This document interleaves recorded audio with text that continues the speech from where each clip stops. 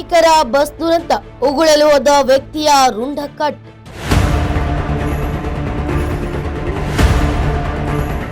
ಕಿಟಕಿಯಿಂದ ತಲೆ ಹೊರ ಹಾಕಿದ್ದ ಪ್ರಯಾಣಿಕನ ದಾರುಣ ಅಂತ್ಯ. ಹಿಂಬದಿಯಿಂದ ಬಂದ ಟಿಪ್ಪರ್ ಲಾರಿ ಡಿಕ್ಕಿ.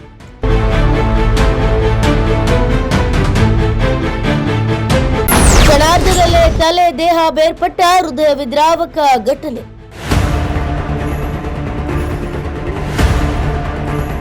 ಹುಬ್ಬಳ್ಳಿಯಿಂದ ಲಕ್ಷ್ಮೇಶ್ವರಕ್ಕೆ ಹೊರಟಿದ್ದ ಸಾರಿಗೆ ಬಸ್ ಕಿಟಕಿಯಿಂದ ಉಗುಳಲು ತಲೆ ಹೊರ ಹಾಕಿದ ವ್ಯಕ್ತಿಯ ರುಂಡವೇ ತುಂಡಾದ ಘಟನೆ ಕುಂದಗೋಳ ಪಟ್ಟಣದಲ್ಲಿ ನಡೆದಿದೆ. ಹೌದು, ಹುಬ್ಬಳ್ಳಿ ಲಕ್ಷ್ಮೇಶ್ವರ ಬಸ್ನ ಕೊನೆಯ ಸೀಟಿನಲ್ಲಿ ಕುಳಿತು ಪ್ರಯಾಣ ಬೆಳೆಸುತ್ತಿದ್ದ ವ್ಯಕ್ತಿ ಉಗುಳಲು ತಲೆ ಹೊರ ಹಾಕಿದ್ದಾನೆ.